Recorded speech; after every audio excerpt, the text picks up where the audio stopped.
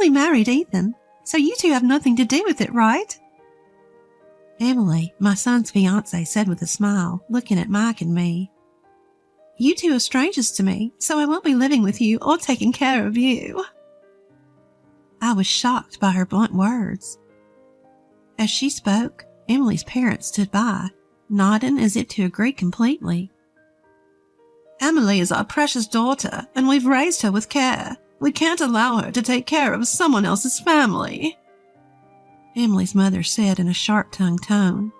Though I was taken aback, I answered politely, I understand. Mike and I hadn't thought for a second that we need Emily to take care of us. Yet I thought there was no need for her to say it that way. Moreover, who repeats strangers during a family introduction? I felt a little uneasy, but what Emily's true character revealed at that moment was just the beginning. My name is Michelle, and I'm 71 years old this year. My family includes my husband Mike, who is a year older at 72, and my son Ethan, who turns 42 this year. Ethan, perhaps because he's an only child, has a gentle and relaxed personality. After graduating from science graduate school, he works in research at a major manufacturer. After getting a job, he started living alone comfortably in a condominium near his company. Judging by the rather upscale condominium, it seems he's earning a decent salary. I'm not worried about that, but as a parent, I also hope he finds someone nice to settle down with. Of course, it's Ethan's choice, and I can't force him. That's when it happened. Ethan casually came home and reported, a little shyly, Actually, I'm dating someone right now. I'm thinking of getting married. I want to introduce her soon. Mike and I were surprised, as he had never shown any interest in women before. Sure enough, I must admit that I felt relieved. Well, isn't that wonderful? I said. These days, the number of single people is increasing, but if you found a good person, nothing could be better. So what's this person like? Mike and I eagerly asked Ethan. We'll be having a family introduction with her parents soon, so I'll introduce you to her then. Ethan said with a smile. Our conversation was livelier than ever with Ethan. That sounds exciting, I said nonchalantly, letting my imagination wander about who this person might be, without knowing the kind of person Ethan's partner would turn out to be. Eventually, the day of the meet and greet arrived. The location was chosen by the other parents, and it was to be an upscale fine dining restaurant. We, who weren't accustomed to such formal places, were very nervous on that day. Finally, Ethan's girlfriend and her parents arrived. Her name was Emily, 32 years old, 10 years younger than Ethan. With her charming demeanor, shiny hair, and what looked like expensive clothing, she made an impression. I'm Emily Thompson. Nice to meet you, Emily greeted crisply. Her parents, too, were dressed in high-end clothing, which made me think she must come from a well-to-do family. As it turned out, her parents run a company, and Emily works there as well. Ethan and Emily met through a mutual acquaintance, it seemed. Soon the food was served, and we talked about the wedding and other things as the family introduction went smoothly. I was thinking to myself how wonderful it was that Ethan had found a good person when something happened. Oh, but these formal meetups are so stuffy, don't you think? I told them I didn't think it was necessary. Emily suddenly said, her voice shifting. I tilted my head, confused for a moment. I just married Ethan, so you two are not related to me, Emily continued, smiling at Mike and me. You two are strangers to me, so I won't be living with you or taking care of you. I was shocked by Emily's sudden words. Emily's parents seemed to agree, nodding their heads. Emily is our precious daughter, and we can't have her taking care of someone else's family, Emily's mother declared firmly. Feeling shaken, but maintaining composure, I responded carefully. I understand. Just to be clear, we haven't discussed living together or anything like that. We don't plan on it. and we have savings for our care, so we're considering using a facility in the future. I don't think Ethan or Emily will be burdened with anything." "Oh, that's good to hear. I could never change someone else's diapers or anything like that," Emily said, her face beaming. Mike and I were at a loss for words, exchanging glances. Certainly the issue of living together and caregiving can be burdensome for young people. We had already discussed that we didn't intend to rely on Ethan in the future and planned to enter a caregiving facility. Even though Emily and her parents didn't know this, I was internally frustrated by her intentionally tactless way of speaking. And after the family introduction was over on our way home, Ethan came running up to us panicked. "Mom, Dad, I'm sorry about what Emily said earlier. I think she was just nervous. Maybe she said too much because of that." Ethan tried to cover for her, but all I could say was, "Well, it's fine. But she's a very frank child, isn't she?" We had our thoughts, but Mike and I understood that people nowadays are more likely to express their opinions clearly. However, Emily's words and actions seemed to escalate from there. It appears that Ethan and Emily decided to move forward with the preparations for the wedding. I talked to Ethan on the phone briefly, and he told me that the venue was in Emily's hometown, and the dates were all set according to Emily's convenience. None of Ethan's wishes seemed to have been fulfilled. Mike, having a bit of trouble with his legs, had suggested, "Wouldn't it be better to have an accessible venue?" But it seems he was overridden by the desire for a venue with beautiful decor. "Are you okay with that?" I couldn't help but ask, concerned. "It can't be helped. The wedding is mainly about the woman. Sorry to Daddy, though." While that was indeed true, I became a little worried as Ethan's wishes were being entirely ignored. "I need to prepare for the ceremony now. I'm busy, so I'm going to hang up." As Ethan was about to end the call, I asked hurriedly, "You're busy, but Emily is helping, right?" Emily is busy attending bridal beauty treatments, so I'm in charge of the details." "I see." I had thought not to interfere in their affairs, but something seemed off.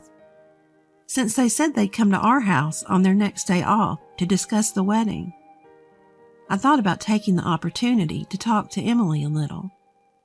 I don't intend to be nagging or intrusive, but since Emily is marrying my son, I thought that if I could get to know her better, I might see her good side. And so the weekend arrived. As planned, the two of them came over to our house. After chatting for a while, Ethan and Mike went out to the porch to smoke, leaving the room. Only Emily and I were left in the living room. I thought this was a good opportunity, so I spoke to Emily with a smile. "Emily, Ethan really loves hamburgers.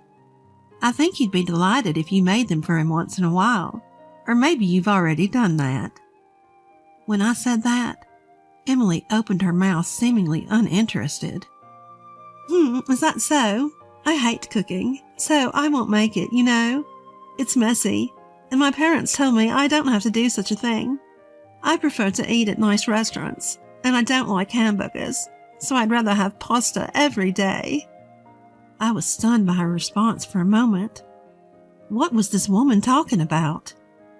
"Well, Emily, you're working too, so cooking every day must be hard, so it's good to eat out once in a while." I finally managed to say that, but Emily continued. "That's what I'm saying. I'm not going to cook at all. I don't want to do anything so bothersome. And don't worry, I plan to hire a housekeeper for all the other chores. I mean, I'm going to quit my job once we're married." What? I was starting to lose comprehension. I felt a headache coming on. "If you're quitting your job and not doing household chores, how will you pay that housekeeper?" Emily said smugly. "Of course, Ethan will be paying for that. I'll be busy hanging out with the friends. But taking piano lessons is part of my hobbies. I don't have time for work or housework. That's why Ethan needs to earn more. To be honest, his salary is a little less than I thought. I feel like he's not trying hard enough. I want to tell him to work harder. I was at a loss for words and looked down silent. As I was doing so, Ethan and Mike returned, and the conversation was interrupted. After seeing Ethan and Emily off at the front door, I stood there filled with frustration and confusion. I knew Emily was an honest person, but would she really say all that? Or was Emily just using Ethan?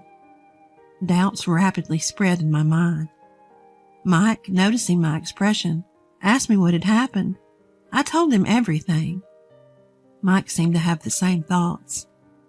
I thought it was odd when we met at that upscale fine dining restaurant, but saying all that, is Ethan okay? I talked to Ethan, but it seems like Emily has managed to convince him. I don't think anything we say will help. Yeah, I guess so. So we have to have Emily tell us the truth herself. What? I let a smile cross my face. A few days later, I was asked to accompany Emily to her dress fitting. Ethan had said that he couldn't go because of work, so I was called at the last minute. When I appeared, Emily predictably looked displeased. Ugh, why are you coming? Where's Ethan? Ethan got called into work. I answered, and Emily turned away saying, That's so boring. I was already dumbfounded by Emily's childish attitude. Regaining my composure, I calmly watched Emily as she changed into various dresses. Emily was with Emily's mother, and they were exchanging opinions back and forth. Mom, what do you think of this dress design? I think the previous one was better. You're right. The shoulder line isn't quite right. They seemed to have no regard for me, continuing their conversation just between the two of them. Even when I tried to engage them in conversation, they answered curtly. Emily's attitude was getting worse and worse, I thought to myself. Moreover, it seemed that Emily had been raised incredibly overprotected. Listening to their conversation, Emily was constantly asking her mother, Mom, I can't do that. Can you do it for me? Each time, Emily's mother would simply comply, saying, Sure. Considering this behavior, it made sense why she didn't cook. I can't quite let go of the previous dress. Take a picture, will you? Emily spoke to her mother, but I held up my mobile phone with a smile. I'll take the picture for you. Really, Auntie? Do you even know how to use a mobile phone? Make sure to send it to my mobile phone once you're done. Emily was consistently sharp-tongued. I took a few pictures and then sent them to Emily. At that moment, a staff member in charge of the dresses approached me, so I set my mobile phone on the table. Are you the mother-in-law? This dress is now available at a more affordable price. The staff member quickly started pitching to me. I responded vaguely and brushed it off, but Emily and Emily's mother, thinking I was focused on the conversation with the staff, started talking freely. What they were saying was astonishing. Thank goodness we found a good cash cow, huh? Really, I'm glad he seems like a nice person. Yeah, he's a plain and unimpressive guy, but he has a decent income. His income and education are his only redeeming qualities. With that unfashionable appearance, if he couldn't marry me, he'd be single for life. His only worth is to spoil me after all. Emily, you shouldn't speak so bluntly, even if he's a stranger. I say it because he is a stranger. That old lady was showing off too, saying she doesn't need care because she has money. She must be hoarding quite a bit. Anyway, whether there's money or not, I would never do something like caregiving. Changing a stranger's diapers? Absolutely impossible.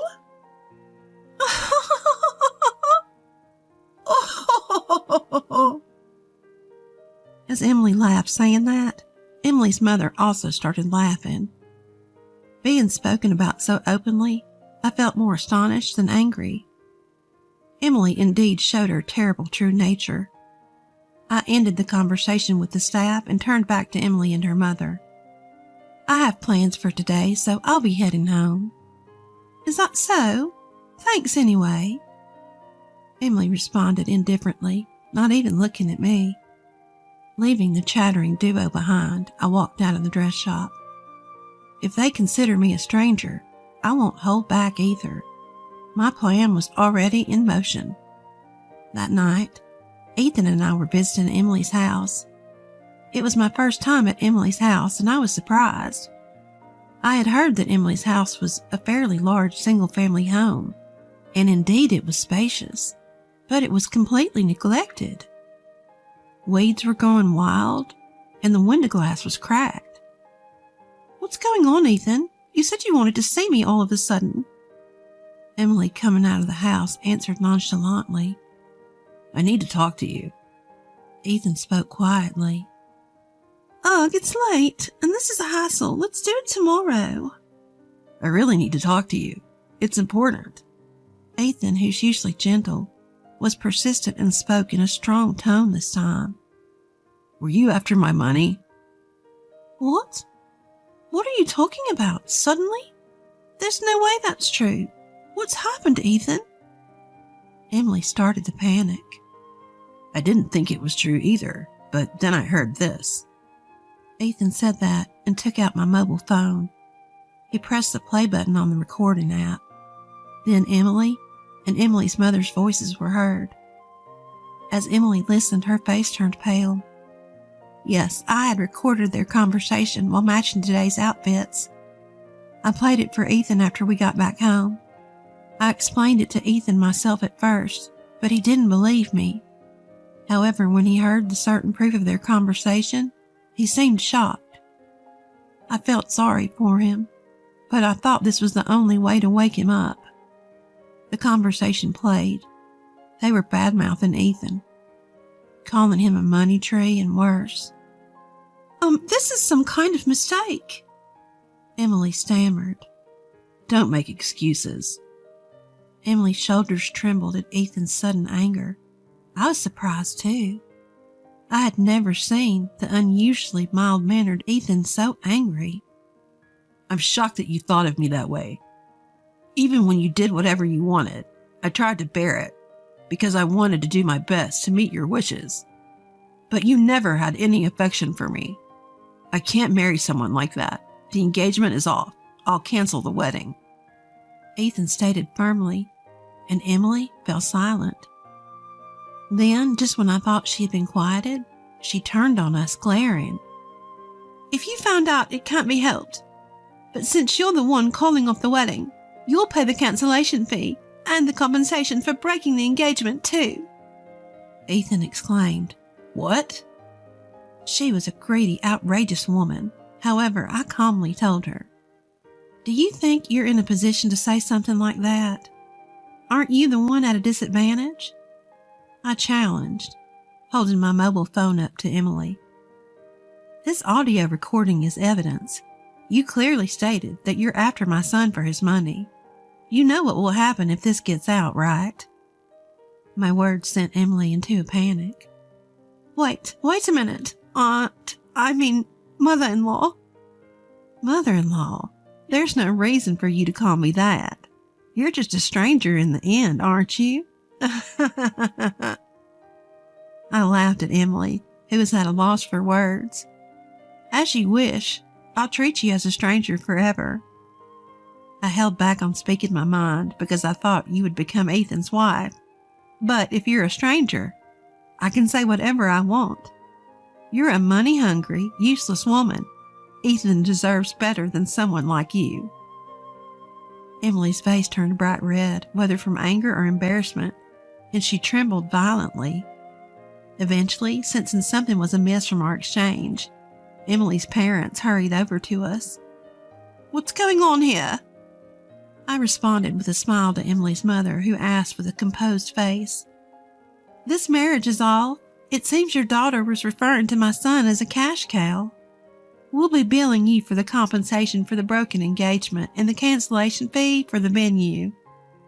Emily's parents turned pale at my words and began to stammer excuses. But I had said all I needed to say, and we had no more business in this house. Let's go, I urged Ethan, preparing to leave Emily's house. But before we left, I turned back to her parents and added one more thing.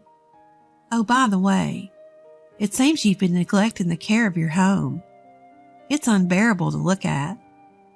Perhaps you should focus on that instead of expensive clothing. With those final words, Emily and her parents were left speechless. Without looking back, we briskly left Emily's house behind. After that, Ethan and I quickly sought legal representation and demanded compensation from Emily's family. It was for the compensation of the broken engagement and the cancellation fee for the wedding venue. In such cases, disputes often arise, hinging on he said, she said. But thanks to the recorded evidence, the process went smoothly. We won the case, and Emily's family was burdened with debt. Later on, we heard that Emily's parents' company had already gone bankrupt. They used to be wealthy, living in a large house with a housekeeper and enjoying a carefree lifestyle. But a few years ago, with the economy taking a downturn, her father's company went under. They had been struggling financially, as could be seen from the condition of their dilapidated house. Yet Emily's family couldn't give up their flashy lifestyle. Even after going bankrupt, they kept up appearances, pretending to run a business, and never stopped wearing expensive items. Emily seemed to have hardly worked at all. After her parents' company went under, working outside the home was never an option for her. She tirelessly sought someone who could lavish her with luxuries on her parents' behalf, running around introducing herself to various people in search of a partner. She claimed to be a company president and played the part of a refined lady with her whole family. But her true nature was seen through by Ethan, her finally found partner, and the engagement was called off. After that, she approached various men, but her true identity was always discovered, and now it seems no one wants to associate with her. Ethan heard rumors from acquaintances about how the whole family was in dire straits. As for Ethan's life afterwards, after a few years, he met a wonderful person, and they married right away. She's an honest, kind, and loving woman. With her, there's nothing to worry about, he thinks. Even though a lot has happened, I'm truly glad that Ethan has found happiness. Every time I see Ethan's calm smile, both Mike and I feel a sense of joy.